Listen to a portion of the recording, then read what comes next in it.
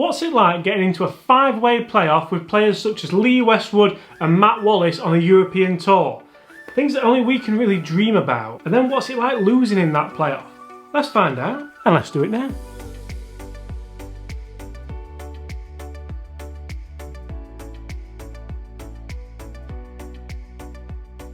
Hi everyone, James Robinson here guys. First things first, I would like to warmly welcome you all back to the channel. I hope you are all safe and I hope you are all well. Also today I would like to warmly welcome Jigger Thomson to the channel and also Chris back to the channel. So guys, we're going to jump straight into it, but first of all, if you are new here, make sure you do smash that subscribe button below. Make sure you leave some comments below, ask some questions for Jigger about what it's like on the European Tour, about what it's like playing in such a high pressure environment, and also maybe leave some questions for Chris about like how heavy the bag was, and I'm not joking guys. Let's get straight to it. Let's welcome Jigger and Chris onto the channel. Right boys, how are we all doing? How's lockdown? Yeah. Jig, welcome back to the channel. I know it's been quite a while, mate. How are you? Yeah, good. You know. Yeah. Keeping busy. Yeah, trying my hardest, I suppose, but yeah. Saving some time not shaving, mate. I think looking at that one. Chris, welcome back to the channel. It's only been a couple of days, so how are you finding it? Life of a full-time YouTuber?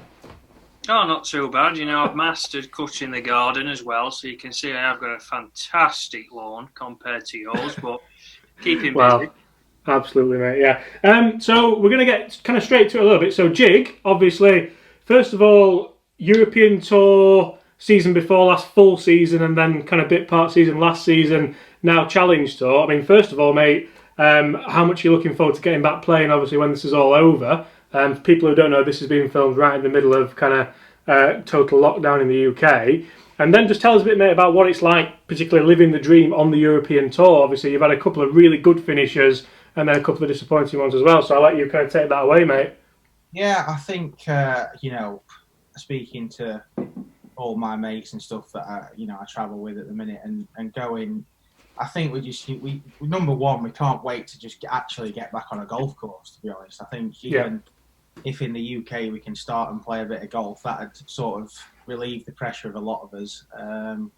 We are super excited, but at the same time, I think, you know, we've all took it quite well in the fact that we got to let things happen and roll out as they have. Hopefully, you know, it's gonna come sooner than we think over here, and we can get back playing a bit of golf, which would that'd be awesome for us all, really, and a bit of sanity back instead of just being indoors when we're constantly travelling and outdoors.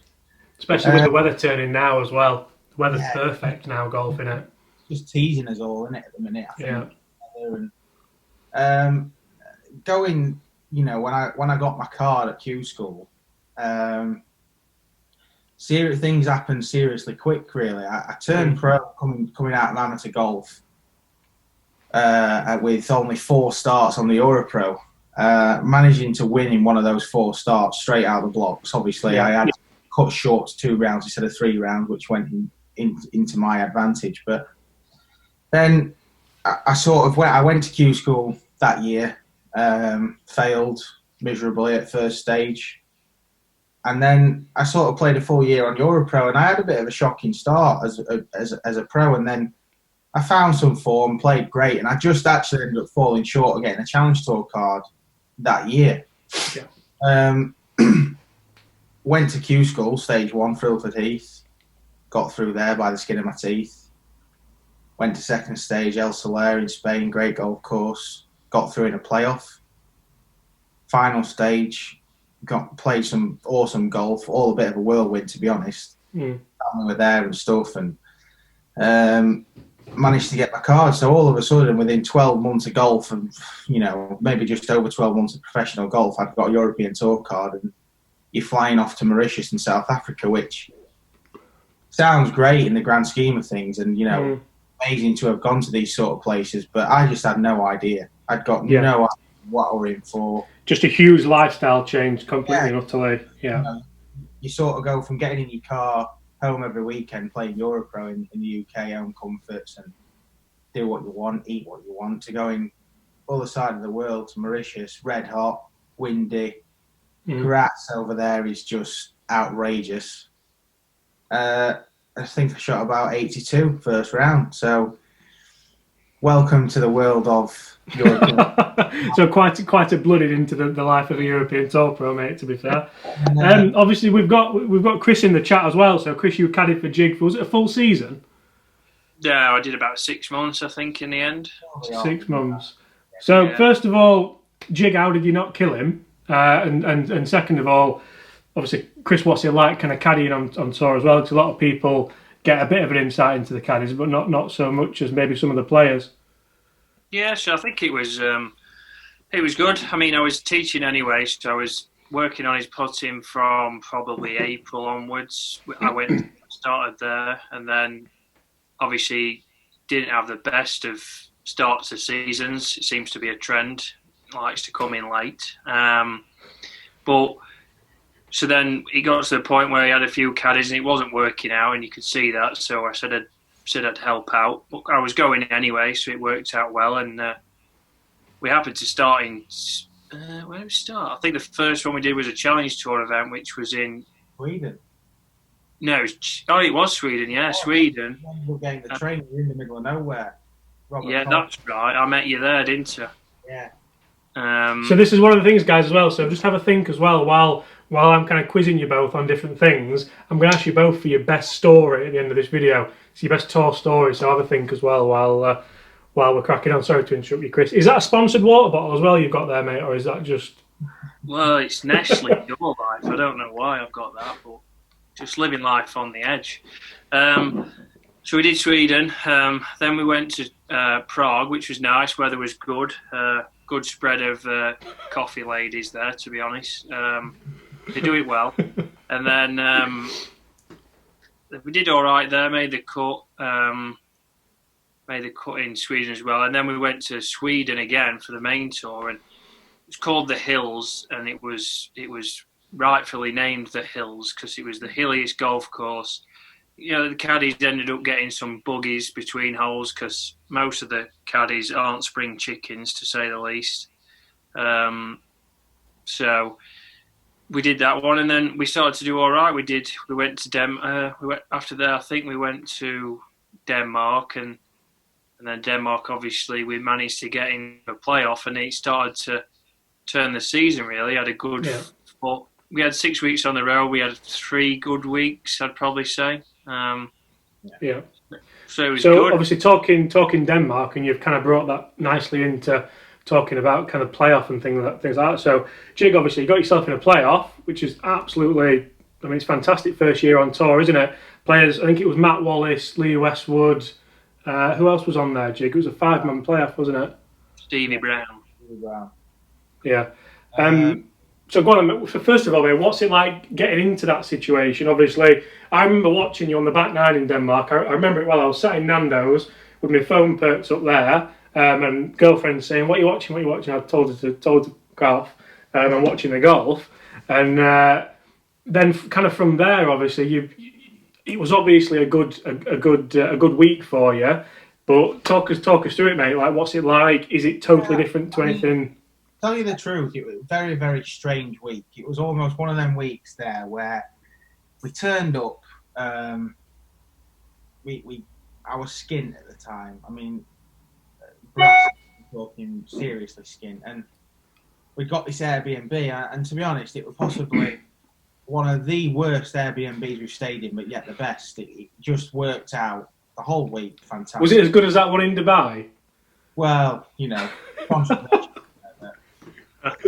I mean, so we're talking like the shower was over the sink and the sink next to the toilet type thing. I mean, it was priceless, but, you know, needs must at that time. And anyway, we're taking everything in a stride. We're sort of into the later part of the season, and I think we were basically with the mindset that I was going to lose my card, even though I'd started to play some great golf, actually, running up to that. And Chris came in. We started to travel together as well. We had a good time. We had a great laugh. And then we turned up, and the course, it resembled so many courses we play at home, like, you know, your Hollingwells, your Sherwood Forest. It even had a bit of Rotherham in there. Very tree lined. It just suited the eye straight away, basically. And then, in a nutshell, I played great. I couldn't really do anything wrong. We rode the wave, I suppose, the whole week. Never really took anything for granted at the same time. But I played some good golf. No matter what putt I hit, it looked like it were going in. Just things definitely went my way. And I always remember coming down the stretch. I hit a shot on, I think it might have been 16 par 4. I'm ball below feet in a bunker, up the lip to a tight left flag, and we've got to hit it low and bend it round a tree. I mean, we're talking with a wedge in your hand, it's nigh on impossible. And I hit this shot to about 4 feet. It was just like, it were unbelievable. And then I kind of knew that I am definitely riding the wave here, and I'm playing some good golf. So, but the one thing that I remember more than anything is there didn't seem to be any leaderboards coming down the stretch. There were a lot of people, loads of people, and I'd sort of built up a bit of a crowd behind me, rooting that week. And I'm saying to Chris, like, what's the crack here? We know that Westwood's behind. I think Stevie Brown was behind, and Wallace was in front. So Wallace was in group or two in front. So great turnout, obviously, always great with the Danish fans. But I just seem to remember, like I said, there's no leaderboards, loads of people. So me and Chris are just like, well, come on, let's push it right to the end type thing. And then I hit a great tee shot off 17, great second shot to 8 feet, and it hit a spike mark and it lipped out. Again, 18, tough tee shot hole, very tough tee shot hole on the eye. Water was always carryable for us, but on the eye, it's just dead flat. You can't see any slope, and it just looked a long way. Looked miles, didn't it? Yeah. If you hit it left, you've got no shot into the green in the tree. So Chris sort of said to me, look, it's in the tank. So he said, you can miss hit it and you're getting over that water. So I stood there, I crunched it down the middle. I remember we hit a hard 52 first time round, and it great shot again, but spun back to 20 feet and left it smack in the jaws. So we're talking margins now. One of them putts drops on 17, 18. I've won the tournament. Yeah. We didn't really have a clue then what was going to happen because we couldn't see any leaderboards around us. Walked to the scorers up and Wallace is there waiting for me. So he had a chat. Obviously, the scorers said it's looking like it might be a playoff. Get yourself ready. What goes through your head then, Jig? Obviously, first major playoff European tour. Is it an exciting moment? Is it a nerve-wracking moment? To be honest, I didn't have a clue. Just didn't have a clue what were happening. We were all in this whirlwind. I think, Liv definitely was there. My missus, she was just beside herself. She didn't have a clue what to do, where to turn. What to say. Exactly. Yeah. Quite difficult. She didn't really know what to say to me. We weren't talking. And then, lo and behold, the legendary Mark Foster turned up to the driving range and sort of gave us some humour, went and got me a few snacks, what were left over in the players' lounge, and he said, look, worst case scenario here, you're finishing second, it's your best result. Go out there, go in that playoff and do what you can do. Simple as. You're no different in that situation to any of them players apart from experience. Yeah. So we got buggied over to the tee. Everyone shook hands. We pulled the numbers out the hat for teeing off. I think I teed off second, or might have even been third. Almost identical drive as well that I've hit, bearing in fact. And we said, look, shall we just, take a bit off a wedge this time? Let's just take the spin out of it. And to be honest, the second shot looked all over the stick. Flew 5 yards too long into the back, and the rest is history, Fair play to Wallace, really. He played some unbelievable golf down the stretch as well. So the whole thing was just a complete whirlwind of what it was at that moment in time. But then it really hit home to me that, you are good enough to win at this level now. Let's try and push on. The next sort of 48 hours, like I say, was a complete whirlwind. We were travelling to Cron, Montana, week after.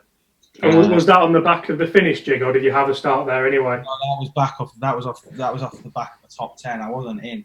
Yeah, because that's a high-ranking event, isn't it? Yeah, it is, and we got in on merit in the end with the top 10 finish in Denmark, and so we were organising travel to get to there, which certainly wasn't easy. Mm-hmm. I always remember the old again. Professional golfer Foz was meant to be on the same flight. I think we ended up having to fly back to the UK and then into Geneva. So, yeah. I think, I'll see you there, lads. I'm getting on the jet with Westwood. You know, that's the sort of thing that happens, and that's not selfishness, because if I were in that position, I'd have been getting on the jet as well. You know, of course you would, yeah. That's parcel of the world that some of us live in and some of them live in. I've never got there yet, but that's just golf, and I think like I say, Denmark made us all realise, the whole team around me, that we were kind of good enough. But one thing that Paul, my fitness and physio, said to me, he'd obviously been there a few years previous with Willett. He said, just be very careful with what you're doing. He said, because you're going straight up the mountain into altitude, you're on adrenaline's rock bottom, you've gone from high to low, and basically you're going to feel like shit. Mm-hmm. Well, you weren't wrong. The whole week, I felt I'd got nothing in the tank whatsoever. Not particularly a golf course that suits me either. So we went straight, basically, off what was a great week to a missed cut with a click of your fingers. Again, brought straight back down to reality.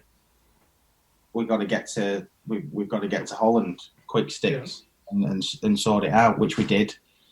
And I think I actually think that was the 6th week, weren't it, Chris? Was that the 6th week that we'd done? Holland was the 6th week. Oh, no, Portugal after that. Oh, right, that's right. So we're on the 5th week of obviously having serious highs and lows and travel and stuff. And I don't deal great with travelling, if I'm being honest. Well, obviously, your size as well, mate. So people who don't know, you're 6'9". You're not booking a normal plane seat, are you, mate? To be fair. No, and it is awkward, and I don't deal well with it. I love being at home, and we're on the 5th week, and we've had some, like Chris said, we've played some great golf. We've lost in a playoff, we missed the cut, going into Holland, but the whole, we were all travelling together. Every one of us were knackered. We were just shot. We're doing 5 weeks. This is 5th week, and we're just knackered. But we sort of pushed through it. But then in the last round, I run out of steam completely. Yeah. Basically. I just completely ran out of steam. And Chris, so obviously you were on the bag through all. It's a fantastic story, by the way, Jig. It's amazing how much you actually remember as well, to be fair. Chris, you were on the bag for that big week in Denmark. What's it like? Because I imagine I've caddied like in scratch team matches and stuff. That's my kind of my history with it. That's all I've ever done. And there's times where I'm stood there thinking, what do I say? What don't I say? Should I go and do some like?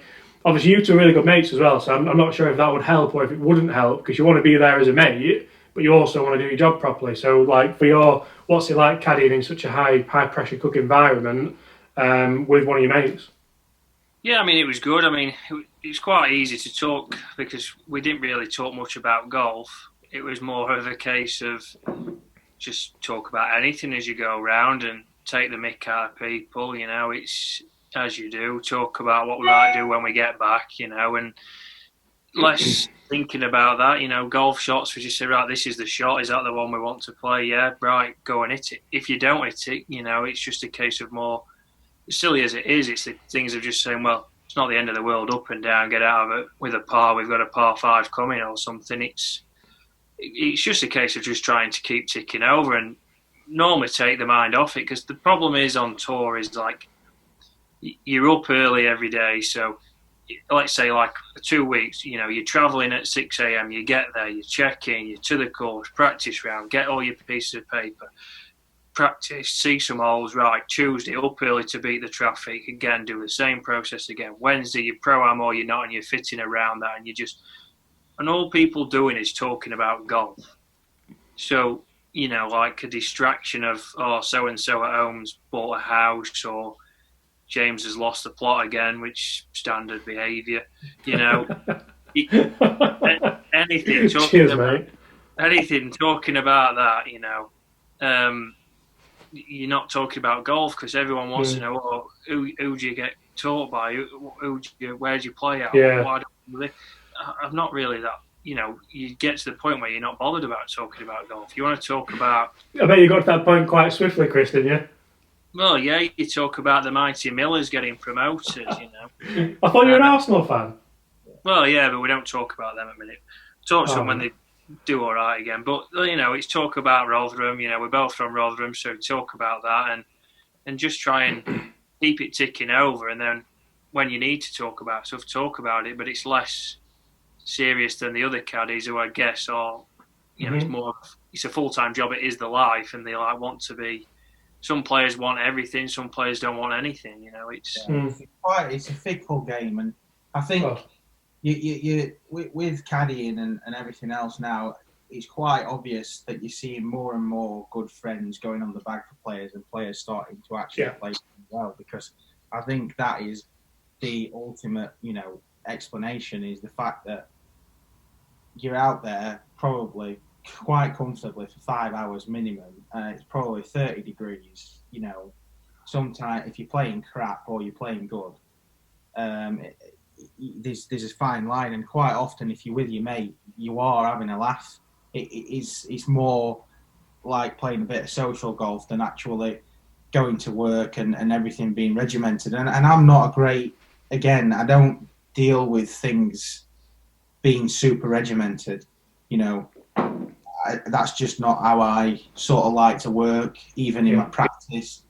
I like to have, obviously, you do your certain drills, and I do certain drills with Chris, and we have performance challenges.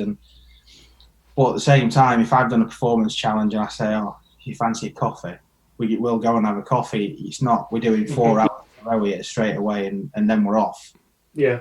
I can't physically concentrate for that long. Simple as. I know that, and that's something that I learned loads about, I think, while I were out there, is how do you spend your time away from golf? When you're in the learning process and you're new to it, all you basically do is try and mirror what other players do. Well, quite frankly, it doesn't work, because you're not that player and he's not you. So you've got to learn what works for you. And one of the biggest things that I learned, again, going back to when me and Chris were working things out together, is that just playing 9 holes and walking 9 holes on a Tuesday benefited me by the time Sunday come. Instead of playing 18, I'd then start travelling potentially on a Tuesday instead of a Monday, so we got there a day later, and I'd actually fly home, or we both fly home.